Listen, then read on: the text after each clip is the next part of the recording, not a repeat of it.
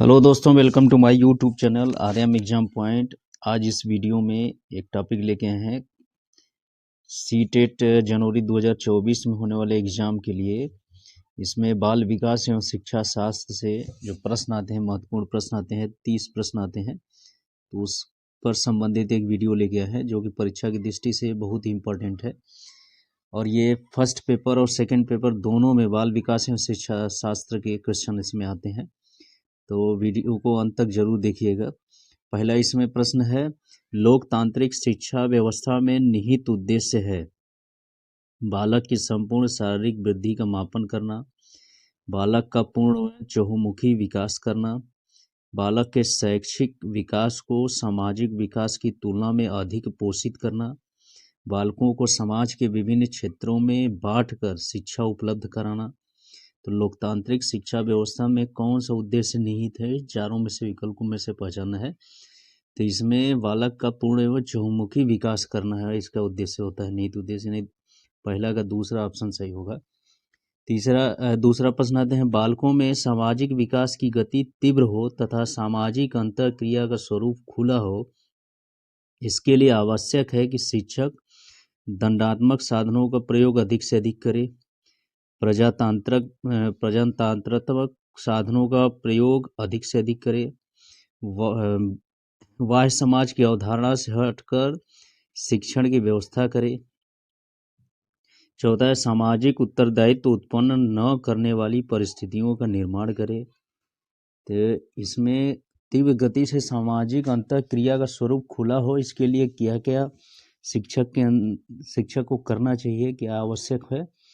इसमें देखेंगे तो प्रजातांत्रात्मक साधनों का उपयोग अधिक से अधिक करे, यानी दूसरा ऑप्शन इसका सही होगा, दूसरे का 2।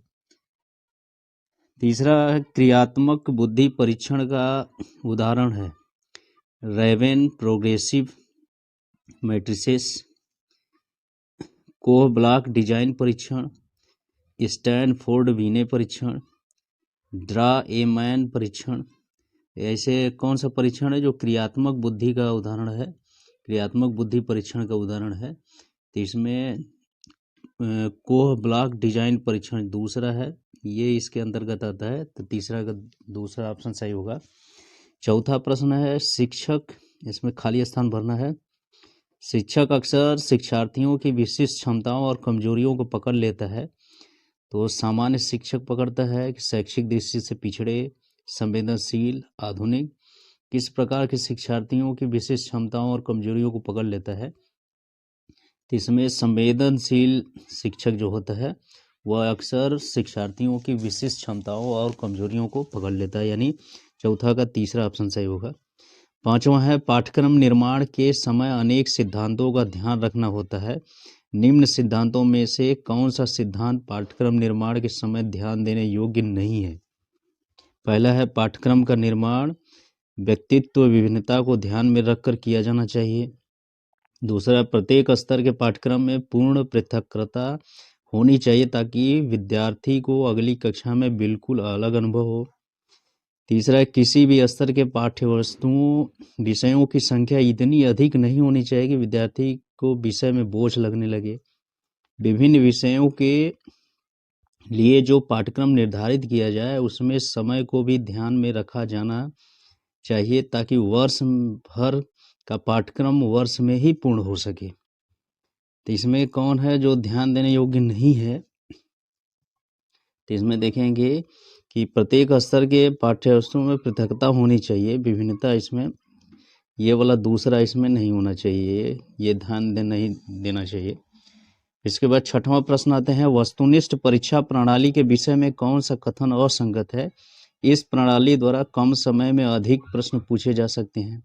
इस प्रणाली द्वारा मूल्यांकन बिल्कुल सही होता है। इस प्रणाली में प्रश्नों का आकार छोटा होता है, अतः विद्यार्थी उन्हें शीघ्र ही समझ लेता है। चौथा है, इस प्रणाली में उत्तर हाँ या ना में अथवा निशान लगाकर दिए जाते हैं, अतः विद्यार्थी की तार्किक शक्ति का विकास अधिक संभव होता है। तो इसमें असंगत पहचाना है, वस्तुनिष्ठ जो परीक्षा प्रणाली है उसके विषय में असंगत, यानी जो कमियां उसके हैं उसको इसमें से पहचाना है। तो इसका सही आंसर इसमें चौथा जाएगा कि इस प्रणाली में उत्तर हाँ या ना में अथवा निशान लगा कर दिए जाते हैं, अतः विद्यार्थी की तार्किक शक्ति का विकास अधिक संभव होता है, यानी चौथा इसमें सही होगा, छठवां का चौथा। सातवां है संकल्पना का निर्माण क्या संदर्भित करता है। पहला, अर्थपूर्ण विचारों में स्वनिम और रूपिम संगठित करने को, मूल वाक्यों पर रूपांतरण के नियमों के अनुप्रयोग को, आगमनात्मक चिंतन को क्योंकि यह निगमनात्मक चिंतन के विरुद्ध है, अनुभवों को अर्थपूर्ण श्रेणियों में संगठित करना। तो इसमें कौन सा संदर्भित करता है संकल्पना के निर्माण के लिए, तो ये होता है मूल वाक्यों पर रूपांतरण के नियमों का अनुप्रयोग को, यानी दूसरा इसका सही होगा, सातवां का दूसरा। फिर इसके 8वां प्रश्न है शब्दार्थ और भाषा के अध्ययन को क्या कहते हैं। भाषा विज्ञान, कूट संकेतन, अर्थ विज्ञान, वाक्य विन्यास। तो शब्दार्थ और भाषा के अध्ययन को क्या कहा जाता है, इसमें वह कहा जाता है अर्थ विज्ञान कहा जाता है, नहीं तीसरा इसका सही ऑप्शन होगा 8वां का। 9वां है निम्न में से कौन विस्टलर द्वारा दी गई बुद्धि की परिभाषा का हिस्सा है। प्रकृतिवादी बुद्धि, दृश्य स्मृति और चित्रात्मक कल्पना, पर्यावरण के प्रति अनुकूलित होने की क्षमता, स्थानिक और गति संवेदी क्षमताएं। तो विस्टलर के द्वारा दी गई बुद्धि परीक्षण की बुद्धि की परिभाषा कौन सा हिस्सा इसमें है, किस वाक्य से संदर्भित होता है, तो वो आता है पर्यावरण के प्रति अनुकूलित होने की क्षमता, यानी तीसरा इसका 9वां का तीसरा ऑप्शन सही होगा। 10वां अंक गणितीय समस्याओं के समाधान के लिए क्या आवश्यक है। यांत्रिक समाधान, केंद्राभिमुखी चिंतन, अंतर्दृष्टि, विचारावेश। तो अंकगणितीय समस्याओं के समाधान के लिए क्या आवश्यक होता है, इसमें चारों ऑप्शन में से पहचानेंगे तो ये जो होता है केंद्राभिमुखी चिंतन आवश्यक होता है, यानी जिस प्रश्न पर ज़्यादा ध्यान केंद्रित करेंगे वो उसका समाधान जल्दी मिल जाता है, यानी 10 का दूसरा ऑप्शन इसका सही होगा। 11वां प्रश्न है सामाजिक रूप से विकसित परिपक्वता एवं नागरिकता के गुणों का समावेश करने के लिए निम्न में से सबसे अधिक प्रभावी विधि है। पहला, विद्यार्थियों को कक्षीय क्रियाकलापों को आयोजित करने में मदद करना, विद्यार्थियों को सभी सामाजिक समस्याओं के गहन मनन चिंतन का प्रशिक्षण प्रदान करना, शिक्षार्थियों को विभिन्न आंकड़ों के एकत्रीकरण, संगठन तथा विश्लेषण की योग्यताएं उत्पन्न करना। चौथा है शिक्षार्थियों में सत्य असत्य की विवेकशीलता का विकास करना। इसमें सही ऑप्शन इसका 11वां के लिए क्या होगा कि परिपक्वता और नागरिक के गुणों को समावेशित करना है, तो सबसे अधिक प्रभावी विधि इसमें से कौन होगी, तो शिक्षार्थियों को सामाजिक समस्याओं के गहन चिंतन का परीक्षण करना, ये सबसे उपयुक्त होगा तरीका, यानी 11 का दूसरा सही होगा ऑप्शन। 12 प्रश्न है निम्नलिखित में से कौन सा कथन अंतर वैयक्तिक शिक्षा को प्रभावी ढंग से लागू कर सकता है। विद्यालय के समस्त शिक्षार्थियों को इस प्रकार प्रशिक्षण दिया जाए ताकि सभी विद्यार्थी प्रत्येक वर्ग के प्रति धैर्य सहनशीलता के गुणों को स्वयं में विकसित कर सके। दूसरा, अंतर वैयक्तिकता के विकास में शिक्षार्थियों को संप्रेषण, समूह गतिशीलता तथा अन्य ऐसे ही पाठ्यक्रम अधिक लाभप्रद होते हैं। तीसरा, यदि विद्यालयी प्रतियोगिताएं अंतर वैयक्तिकता के विकास में बाधक हैं तो उन्हें तुरंत समाप्त कर देना चाहिए। चौथा, विद्यालय में ही शिक्षार्थियों में अंतः वैयक्तिक क्रियाकलापों को विकसित एवं संवर्धित किया जा सकता है। तो इसमें सही ऑप्शन कौन सा होगा, पहला इसके लिए आएगा सही करेक्ट आंसर कि विद्यालय के समस्त शिक्षार्थियों को इस प्रकार प्रशिक्षण दिया जाए ताकि सभी विद्यार्थी प्रत्येक वर्ग के प्रति धैर्य सहनशीलता के गुणों को स्वयं में विकसित कर सके। यह अंतर वैयक्तिक शिक्षा को प्रभावी ढंग से लागू हो सकता है इसके द्वारा, यानी 12 का कौन सही होगा, पहला ऑप्शन। 13वां प्रश्न आते हैं सृजनात्मक चिंतन। सृजनात्मक चिंतन के संबंध में कथन सत्य है, कौन है, इसे अभिसारी चिंतन भी कहते हैं। सृजनात्मकता का परिणाम दुनिया के सभी आविष्कार हैं, दोनों इनमें से कोई नहीं।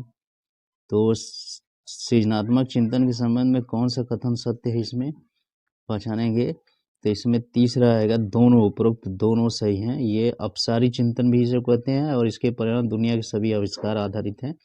चौथा है गिलफोर्ड का विचार था कि बुद्धि में कुल मिलाकर कारक होते हैं कि इसमें से भरना है जिनकी व्याख्या उन्होंने अपने बुद्धि के त्रिआयामी सिद्धांत में की है। तो बुद्धि के कुल मिलाकर कितने कारक होते हैं गिलफोर्ड के अनुसार इसमें पहचाना है 50, 100, 150, 200। तो कितने कारक होते हैं? तो इसमें 150 कारक होते हैं, यानी तीसरा ऑप्शन सही हुआ 14 का तीसरा। 15वां प्रश्न है बहुकारक सिद्धांत बुद्धि का महत्वपूर्ण सिद्धांत है, इसे किसने दिया? Thorndike, Spearman, Gardner, Terman. तो बहुकारक सिद्धांत किस वैज्ञानिक ने दिया था, किस मनोवैज्ञानिक ने दिया था? तो ये थॉर्नडाइक है, यानी 15 का कौन सा ऑप्शन सही होगा? 15 का पहला ऑप्शन सही होगा। अब 16वां प्रश्न आते हैं तादात्म्य सुरक्षा युक्ति अपनाने से समायोजन के संदर्भ में क्या महत्व है? तनाव की पीड़ा से तादात्म्य करना, किसी महापुरुष से तादात्म्य कर तनाव की पीड़ा से मुक्ति पाना, तनाव को भूलने का प्रयास करना, अतृप्त इच्छाओं से ही संतुष्ट होना। तो तादात्म्य यानी आइडेंटिफिकेशन सुरक्षा युक्ति अपनाने से समायोजन के संबंध में कौन सा महत्व है? इसमें सही ऑप्शन इसका आ जाएगा दूसरा कि किसी भी महापुरुष से तादात्म्य कर तनाव की पीड़ा से मुक्ति पाना। ये दूसरा ऑप्शन सही होगा। 17 किसी बालक को मशीन के पुर्जे की काम करने की कार्यविधि सिखाते समय मशीन के पुर्जे दिखाए जाते हैं, इस प्रकार बालक में पैदा हुई सोच होती है वास्तविक सोच, अवास्तविक सोच, तर्कसंगत सोच, रचनात्मक सोच। इसमें कौन सी सोच उत्पन्न होती है? वह वास्तविक सोच उत्पन्न होती है, यानी 17 का कौन सा पहला ऑप्शन सही होगा क्योंकि प्रत्यक्ष रूप से देख रहा है। 18 प्रश्न एक परीक्षण विश्वसनीय माना जाता है यदि यह कौशल को मापता हो, काम करते समय बाह्य कारकों से अप्रभावित रहता हो, विभिन्न अवसरों पर जांच कर एक व्यक्ति को समान अंक दे, सही भविष्यवाणी करे कि असल जिंदगी में कौन सफल होगा। तो 18 के इसमें कौन सही होगा विश्वसनीयता के संबंध में, परीक्षण की विश्वसनीयता के संबंध में? इसमें तीसरा है विभिन्न अवसरों पर जांच कर एक व्यक्ति को समान अंक दें, ये तीसरा ऑप्शन सही होगा 18 का। 19 प्रश्न है कोहल वर्ग द्वारा प्रतिपादित नैतिक विकास सिद्धांत की प्रथम अवस्था पूर्व रूढ़िगत अवस्था में निहितार्थ है। इस अवस्था में बालक सामाजिक व्यवधानों का आकलन मानव अधिकारों के परिप्रेक्ष्य में करने लगता है। इस अवस्था में बालक सही और गलत से मिलने वाली सजा और उपहार पर निर्भर करता है। इस अवस्था में बालक दूसरे से निष्पक्ष व्यवहार को अपना नैतिक कर्तव्य मानते हैं। इस अवस्था में बालक के नैतिक निर्णय सामाजिक आदेशों पर आधारित होते हैं। तो सही ऑप्शन इसका 19 के लिए कौन सा होगा? ये दूसरा होगा कि इस अवस्था में बालक सही और गलत से मिलने वाली सजा और उपहार पर निर्भर करता है। 20वां प्रश्न है बालक केंद्रित शिक्षा की विशेषता नहीं है। बालक के ज्ञानेंद्रिय प्रशिक्षण पर बल देना, शिक्षक की दृष्टि सरल और रुचिपूर्ण होना, बालक की रुचियों और क्षमताओं को ध्यान में रखकर संपूर्ण शिक्षा व्यवस्था करना, बालक के नवीन ज्ञान की प्राप्ति रुचिपूर्ण तरीके से देना। तो 20वां का सही ऑप्शन इसमें दूसरा जाएगा कि बालक की दृष्टि सरल और रुचिपूर्ण होना, यह है बाल केंद्रित शिक्षा की विशेषता। ये नहीं है क्योंकि बाल केंद्रित शिक्षा में शिक्षक प्रभावी होता है, तो ये शिक्षक जो होता है ये बाल केंद्रित शिक्षा की ये विशेषता नहीं है, यानी दूसरा सही होगा 20 का। 21 प्रश्न है प्रतिभावान छात्र कब अपनी क्षमता को पहचानते हैं? जब उन्हें दूसरे विद्यार्थियों से अलग रखा जाता है, जब वे निजी कोचिंग लेते हैं, जब समय समय पर उनका परीक्षण किया जाता है, जब वे दूसरे विद्यार्थियों से सीखते हैं। तो प्रतिभावान छात्र कब अपनी क्षमता को पहचानते हैं? तो जब वे दूसरे विद्यार्थी से सीखते हैं तब वो अपनी क्षमता को पहचान लेते हैं, यानी 21 का कौन ऑप्शन सही होगा? चौथा। 22 अपने अध्यायों को जल्दी पूरा करने के लिए शिक्षक अपनी पसंद के विद्यार्थी समूह से उत्तरों की अपेक्षा करते हैं। यह उन विद्यार्थियों की पहचान करने के कौशलों की आवश्यकता होती है जो प्रायः प्रश्नों के उत्तर दे सकें, पाठ्यक्रम को आगे बढ़ाने के लिए आवश्यक है, दूसरे विद्यार्थियों को समान अवसर से वंचित करता है, उन विद्यार्थियों की सहायता करता है जो रुचि लेते हैं और शिक्षकों के पसंदीदा बन जाते हैं। तो ये उपेक्षा करते हैं। तो ये कौन सा प्रश्न, कौन सा विकल्प इसमें सही होगा? ये इसमें तीसरा होगा कि समान अवसर से वंचित करता है, दूसरे विद्यार्थियों को समान अवसर से वंचित करता है, केवल कुछ ही विद्यार्थियों को समूह से उत्तरों की अपेक्षा करता है। तो इसका मतलब क्या है कि दूसरे विद्यार्थियों को समान अवसर से वंचित करता है। तो तीसरा ऑप्शन इसका सही होगा 22 का। 23 प्रश्न पाते हैं, योग्यता समूहीकरण के बारे में कौन सा कथन सत्य है? विद्यार्थी समरूप समूह से बेहतर सीखते हैं। सुगम एवं प्रभावी शिक्षण के लिए एक कक्षा समरूप होनी चाहिए। बच्चे सहिष्णु होते हैं और भेदों को स्वीकार नहीं करते। विभिन्न योग्यताओं वाले समूहों को ग्रहण करने के लिए शिक्षक बहुस्तरीय शिक्षण बना सकते हैं। तो योग्यता समूहीकरण के बारे में कौन सा कथन सत्य है, ये पहचानना है इसमें।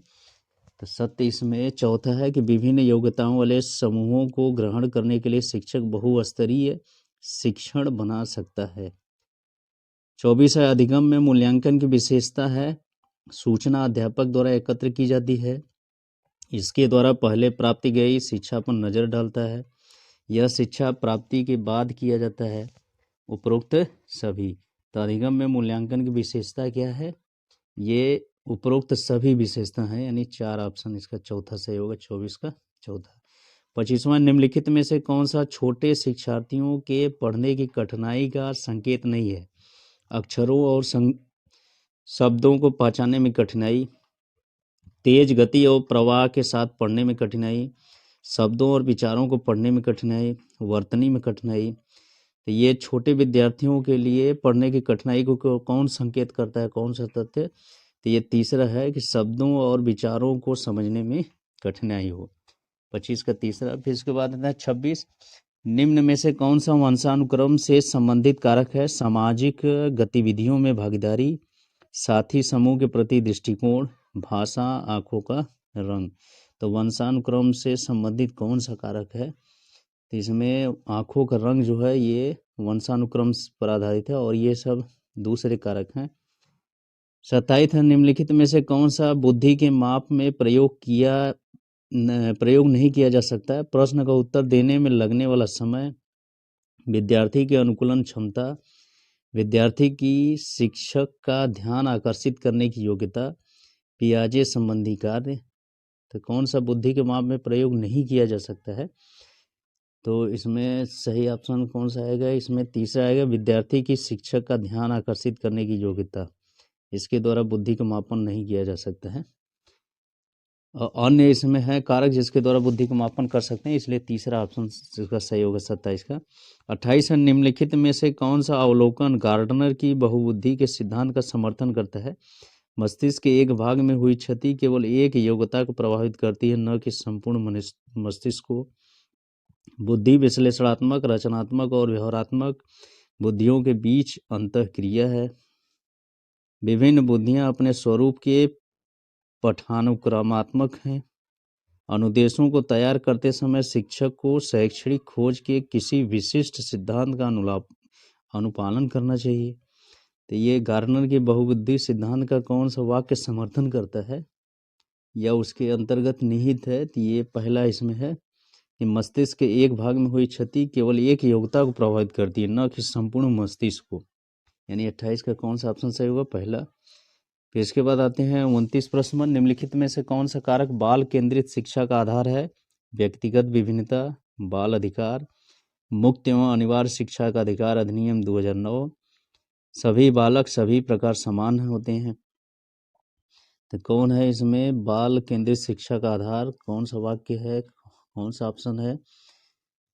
तो इसमें दूसरा है बाल अधिकार। 29 का कौन सा? नहीं सॉरी, पहला इसमें व्यक्तिगत विभिन्नता है। ये व्यक्तिगत विभिन्नता बाल केंद्रित शिक्षा का आधार है। 30वां प्रश्न है, निम्नलिखित में से कौन सा ऐसा वातावरणीय कारक नहीं है जो मानव विकास को प्रभावित करता है? संस्कृति, शिक्षा की गुणवत्ता, शारीरिक ढांचा, पोषण की गुणवत्ता। कौन ऐसा कारक है जो वातावरणीय कारक नहीं है जो मानव विकास को प्रभावित करता है? तो 30 का इसमें तीसरा आएगा, शारीरिक ढांचा। तो ये 30वां का तीसरा आंसर होगा। इस तरह से हम लोग 30 क्वेश्चन जो बाल विकास एवं शिक्षा शास्त्र है, जिसको कह सकते हैं सीडीपी से संबंधित ये 30 क्वेश्चन थे। जो कि सीटेट एग्ज़ाम के लिए बहुत ही महत्वपूर्ण है। यदि ये वीडियो अच्छा लगे तो मेरे चैनल को सब्सक्राइब करें, वीडियो को लाइक शेयर करना ना भूलें। Thank you.